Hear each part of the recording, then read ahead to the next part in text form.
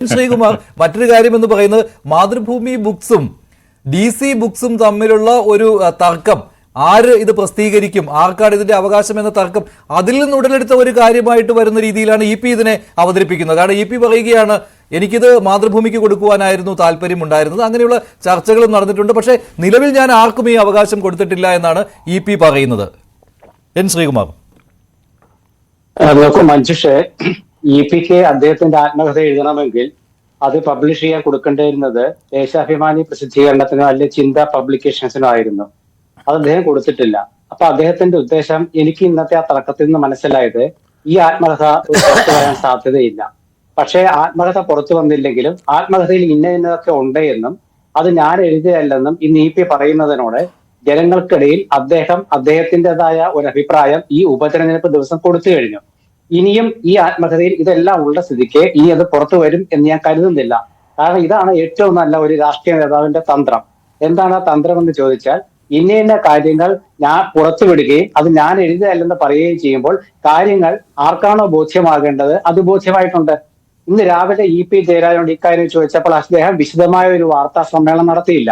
അദ്ദേഹം വാർത്താ സമ്മേളനം നടത്തിയ സമയം നോക്കൂ, വൈകുന്നേരം 4 മണിക്ക് ശേഷമാണ്. 5 മണി വരെ പോളിംഗ്, എത്ര മണി വരെയാണ്? 6 മണി വരെ. 4 മണിക്കാണ് അദ്ദേഹം ഇതിനെക്കുറിച്ച് വിശദമായ വാർത്താ സമ്മേളനം നടത്തിയത്. അപ്പോഴേക്ക് ഏതാണ്ടൊക്കെ വോട്ട് ചെയ്തിട്ടുണ്ട്. പിന്നെ ഒരു പ്രധാനപ്പെട്ട കാര്യം, അദ്ദേഹം നാളെ P7 വേണ്ടി വോട്ട് ചോദിക്കാൻ പാലക്കാട്ട് എത്തുമെന്ന CPMന്റെ പ്രസ്താവനയാണ്. അപ്പൊ അതിൽ നിന്നും CPM ഇത് ഗൗരവമായി എടുത്തിരിക്കുന്നു എന്ന് വ്യക്തമാകുന്നു. അപ്പൊ ഇതിൽ EP ഉദ്ദേശിച്ച കാര്യം നടന്നു. EP ഉദ്ദേശിച്ച കാര്യം എന്ന് വെച്ചാൽ നമുക്ക് പെട്ടെന്ന് മനസ്സിലാകാത്ത കാര്യമാണ്. അദ്ദേഹം 2-3 കാര്യം പറഞ്ഞു. ഒന്ന്, ഈ ആത്മകഥ എഴുതാൻ എനിക്ക് വിശ്വസ്തനായ ഇടയ്ക്കിടയ്ക്ക് ഞാൻ എഴുതിക്കൊണ്ടിരിക്കുകയായിരുന്നു, അതിനൊരു പത്രപ്രവർത്തകനാണ് ഏൽപ്പിച്ചത്, അദ്ദേഹത്തിന്റെ ഭാഗത്ത് നിന്നും ഇത് ചോരില്ല എന്ന് പറഞ്ഞു. പിന്നീട് അദ്ദേഹം ഇന്ന് നടത്തിയ പത്രസമ്മേളനങ്ങളെല്ലാം അദ്ദേഹത്തിൻ്റെതായ അഭിപ്രായങ്ങൾ പറയുമ്പോൾ തന്നെ നമുക്കത് രസകരമായി തോന്നും. പക്ഷേ EP ഉദ്ദേശിച്ചത് എന്താണെന്ന് വെച്ചാൽ, ഇന്ന കാര്യങ്ങൾ എന്റേതായിട്ടുള്ള അഭിപ്രായങ്ങൾ ഉണ്ട്, അല്ലെങ്കിൽ എന്റേതായിട്ടുള്ള അഭിപ്രായങ്ങൾ ഉണ്ടാകാതിരിക്കാം, പക്ഷെ അത് ജനങ്ങൾക്കിടയിൽ വന്നു കഴിഞ്ഞു, ജനങ്ങളെല്ലാം അറിഞ്ഞു കഴിഞ്ഞു. സരിനെ കുറിച്ച് പറഞ്ഞതും അതുപോലെ പാർട്ടി സ്ഥാനാർത്ഥികളെ കുറിച്ച് പറഞ്ഞതും പാർട്ടിയെ നേരിടേണ്ട അവഗണനയെ കുറിച്ച് പറഞ്ഞതും മറ്റെല്ലാ കാര്യങ്ങളും ഈ 187 പേജുള്ള പുസ്തകത്തിൽ ഉണ്ട് എന്ന് വരുത്തി തീർത്തു. ഇനി തന്നെ പോലീസിൽ പരാതി കൊടുക്കുവാനുള്ള ചങ്കൂറ്റവും അദ്ദേഹം കാണിച്ചിട്ടുണ്ട്. അപ്പോൾ അത് അദ്ദേഹത്തിന്റെ കോൺഫിഡൻസ് കൂടി വ്യക്തമാക്കുന്നതല്ലേ? ഇങ്ങനൊരു കരാർ ഇല്ല എങ്കിൽ അദ്ദേഹം വിജയിച്ചു. DC-യുമായിട്ട് ഇങ്ങനെ ഒരു പുസ്തക പ്രസാധനത്തിന് കരാർ ഇല്ല എങ്കിൽ EP-യുടെ ഭാഗം ശരിയായി വരികയും ചെയ്യും.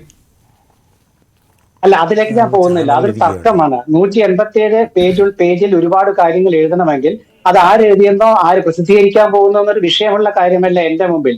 അത് DC ബുക്സ് പ്രസിദ്ധീകരിച്ചാലും മാതൃഭൂമി ആണെങ്കിലും ചിന്തയാണെങ്കിലും അത് വിഷയമല്ല.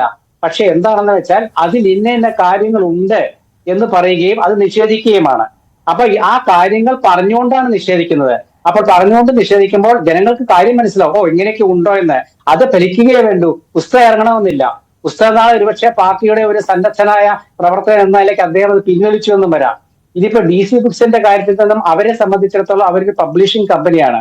അവരവരുടേതായ അഭിപ്രായം ഇപ്പോൾ പറയണമെന്നില്ല. കാരണം ഈ ബുക്കിന് നാളെ പ്രസിദ്ധീകൃതമാവുകയാണെങ്കിൽ അതിന്റെ ഉത്തരവാദിത്വം അവർക്ക് തന്നെയാണല്ലോ. അപ്പൊ അതുകൊണ്ട് അങ്ങനെയും ആകാം. പിന്നെ ഇത് പ്രസാധകനും അതുപോലെ തന്നെ രചയിതാവും തമ്മിലുള്ള ഒരുപാട് കഥകളൊക്കെ നമ്മുടെ നാട്ടിൽ കാണുന്നുണ്ട്. പക്ഷേ കേരള ചരിത്രത്തിലെ CPMന്റെ ഒരു കമ്മ്യൂണിസ്റ്റുകാരന്റെ ജീവചരിത്രം ഇത്ര വിവാദമാവുകയും ആ വിവാദത്തിന്റെ അടിസ്ഥാനത്തിൽ ആ വിവാദം ഒരു തെരഞ്ഞെടുപ്പ് ദിവസം നടക്കുകയും ചെയ്യുന്നത് ആദ്യമായിട്ടാണ്. ശരിയാണ്. അങ്ങനെ ഒരു റെക്കോർഡിന് കൂടി EP അർഹനാവുകയാണ്. അങ്ങനെ പല തൂവലുകളും EP-യുടെ തൊപ്പിയിലേക്ക് വരികയാണ്. ഇവിടെ ഒരു കമ്മ്യൂണിസ്റ്റുകാരന്റെ ആത്മകഥ ഇങ്ങനെ ഒരു പ്രസാധക കമ്പനിയിലൂടെ വിവാദമാകുന്ന കാഴ്ചയാണ്. മഞ്ജുഷ, ഒരു കാര്യം കൂടെ, അതായത് അദ്ദേഹം അതിലൊരു കാര്യം പറയുന്നുണ്ട്, 3 ഉപതെരഞ്ഞെടുപ്പുകൾ നടക്കുന്ന ദിവസം എന്ന് അദ്ദേഹം പറയുന്നുണ്ട്. അതിന്റെ അർത്ഥം എന്താ വെച്ചാൽ ആ ആത്മകഥയിൽ 3 ഉപതെരഞ്ഞെടുപ്പുകൾ വന്നു എന്നുള്ളതാണ്. ഇത് ആത്മകഥയിൽ നാളെ പ്രസിദ്ധീകൃതമാകുമ്പോൾ ഉണ്ടാകണമെന്ന് യാതൊരു നിർബന്ധവുമില്ല. മനസ്സിലായല്ലോ? അത് ഈ ഉപതെരഞ്ഞെടുപ്പുകൾ നടക്കുന്ന സമയത്ത് എന്ന് പറയുമ്പോൾ അതിന്റെ അർത്ഥം അത് നാളെ പ്രസിദ്ധീകൃതമാകുമെന്ന് കരുതുന്ന ആത്മകഥയിൽ വേണമെന്നില്ല. എഡിറ്റ് ചെയ്യാമല്ലോ, ആത്മകഥ എഡിറ്റ് ചെയ്യാമല്ലോ പാർട്ടിക്ക് വേണ്ടിയിട്ട്. അപ്പൊ അതുകൊണ്ട് ഇത് EP ജയരാജൻ എന്നാലും നല്ല ഒരു എന്താ പറയാ സൂത്രക്കാരനായ കമ്മ്യൂണിസ്റ്റുകാരന്റെ മധുരമായ നമ്മൾ സ്ഥിരം പറയുന്ന പോലത്തെ ഒരു പകവീട്ടിൽ തന്നെയാണ്. മുമ്പത്തെ EP-യെ നമുക്ക് നോക്കുകയാണെങ്കിൽ തന്നെ അദ്ദേഹം പല കാര്യങ്ങളും നിഷേധിച്ചതിന് ശേഷം പിന്നെ അത് സമ്മതിക്കുന്ന ഒരു വ്യക്തിത്വമാണ്. പിന്നെ നിഷ്കളങ്കനായ ഒരാളാണ് എന്ന രീതിയിൽ പാർട്ടി പാർട്ടിയുടെ ശത്രുക്കൾക്ക് പോലും അദ്ദേഹത്തെ ഇഷ്ടമാണ് എന്നുള്ള കാര്യവുമുണ്ട് ഇല്ലേ? എതിർപ്പാളയത്തുള്ളവർക്കും അദ്ദേഹത്തോട് താല്പര്യമാണ്, അദ്ദേഹം ഒരു നിഷ്കളങ്കനാണ്, എല്ലാ കാര്യങ്ങളും തുറന്നു പറയുമെന്ന്. പക്ഷേ ആദ്യം അദ്ദേഹം അത് നിഷേധിക്കും, പിന്നെയായിരിക്കും ആ തുറന്നു പറച്ചിൽ ഉണ്ടാവുക. സമീപകാലത്തെ എല്ലാ സംഭവങ്ങളിലും നമ്മൾ കണ്ടതാണ്. പക്ഷേ അത് കൃത്യമായിട്ട് അത് എവിടെയാണോ എത്തിക്കേണ്ടത് അവിടെ എത്തിക്കുവാനുള്ള തന്ത്രജ്ഞതയും ഇതോടൊപ്പം തന്നെ ഇപിക്ക് ഉണ്ട്. പാർട്ടിയെ പ്രതിരോധത്തിലാക്കുന്നുണ്ട്, ഇക്കാര്യത്തിൽ മുന്നണിയെ പ്രതിരോധത്തിലാക്കുന്നുണ്ട്. അതുകൊണ്ടാണല്ലോ LDF കൺവീനർ സ്ഥാനത്ത് അദ്ദേഹത്തിന് മാറിപ്പോകേണ്ടി വന്നത്. ശ്രീ ബൽദേവ്, വളരെ കൂടുതൽ വിമർശിക്കപ്പെട്ട ഒരു വ്യക്തിയാണ് ഇ പി ജയരാജൻ. നമ്മൾ വലിയ വലിയ സിനിമകൾ വരുമ്പോൾ ആദ്യമായിട്ട് അതിന്റെ ഒരു ട്രെയിലറോ ട്രീസറോ എന്നൊക്കെ പറഞ്ഞ് പുറത്തിറക്കും. അതൊരു കച്ചവടത്തിന്റെ വാണിജ്യമായിട്ടുള്ള ഒരു ഭാഗം മാത്രം. ഇവിടെ ഒരു ട്രെയിലർ ഇങ്ങനെ പുറത്തിറങ്ങിയിട്ടുണ്ട്. അത് ട്രെയിലർ പോലെ തന്നെ കുറച്ച് കഥകൾ പുറത്തു വന്നു.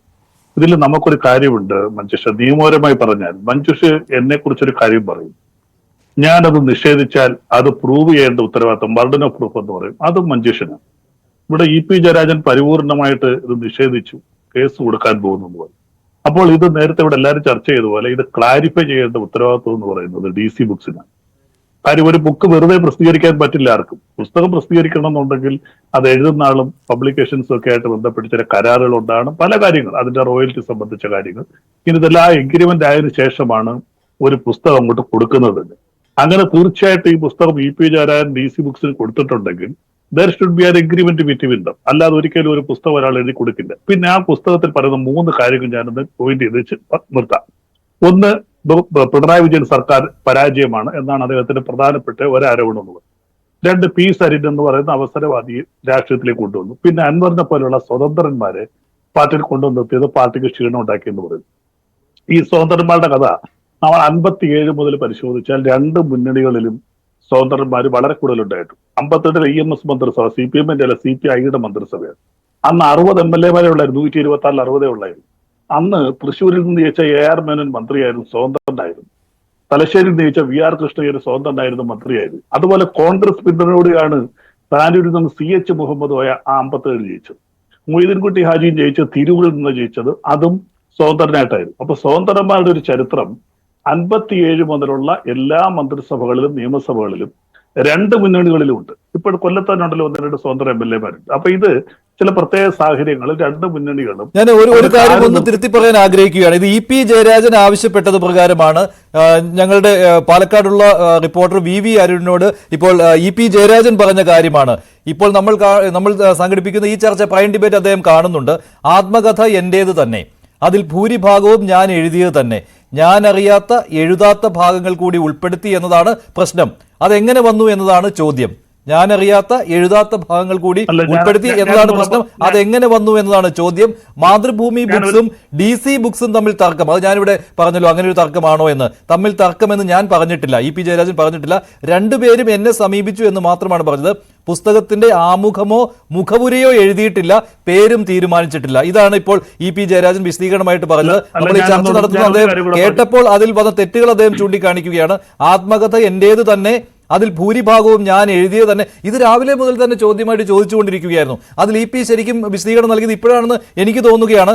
ആത്മകഥ എന്റേത് തന്നെ, അതിൽ ഭൂരിഭാഗവും ഞാൻ എഴുതിയത് തന്നെ, ഞാൻ അറിയാത്ത എഴുതാത്ത ഭാഗങ്ങൾ കൂടി ഉൾപ്പെടുത്തി എന്നതാണ് പ്രശ്നമെന്ന്. ബൽദേവ് തുടർന്നോളൂ. അല്ല, ഞാൻ ഒരു കാര്യം കൂടെ പറഞ്ഞു, എനിക്ക് കൂടുതൽ സംസാരിക്കാറില്ല. ഞാൻ ഒന്ന് ബഹുമാനപ്പെട്ട ശ്രീകുമാർ പറഞ്ഞ കാര്യം, ഇത് ദേശാഭിമാനിയിലോ ചിന്തയിലോ പ്രസിദ്ധീകരിക്കാറുണ്ട്. അങ്ങനെ നിയമമൊന്നുമില്ല. കമ്മ്യൂണിസ്റ്റുകാരുടെ പുസ്തകം ദേശാഭിമാനിയിലോ ചിന്തയിലോ പ്രസിദ്ധീകരിക്കുന്ന നിയമമല്ല. എത്രയോ കമ്മ്യൂണിസ്റ്റുകാർ പല പുസ്തകങ്ങളിലും പല ഇതൊക്കെ പുസ്തകങ്ങൾ ആത്മകഥ പ്രസിദ്ധീകരിക്കുക, അതിന് വേണമെന്നില്ല. പിന്നെ മറ്റൊരു കാര്യം, ഇന്ന് തന്നെ ഇത് വന്നതുകൊണ്ട് ഇടതുപക്ഷക്കാരെല്ലാവരും കൂടെ മാറി വോട്ട് ചെയ്യും. എനിക്കങ്ങനെ തോന്നുന്നില്ല. പാലക്കാട്ടും അല്ലെങ്കിൽ ചേലക്കരയായാലും വയനാടായാലും ഇന്നത്തെ ദിവസം അങ്ങനെ ഒരു പ്രസ്താവന വന്നതുകൊണ്ട് ഈ ഭാഗത്തുള്ള ഇടതുപക്ഷക്കാരും മൊത്തത്തിൽ മാറി കോൺഗ്രസിലൂട്ടി. അത്രയ്ക്ക് മണ്ടൻ വല്ല വന്നു ഇ പി ജയരാജൻ. ഇവിടുത്തെ കമ്മ്യൂണിസ്റ്റുകാർ അത്ര ഇവിടെ ഇരിക്കുന്ന പാനലിസ്റ്റുകൾ അങ്ങനെ ചിന്തിക്കുമെന്ന് ഞാൻ കരുതുന്നു.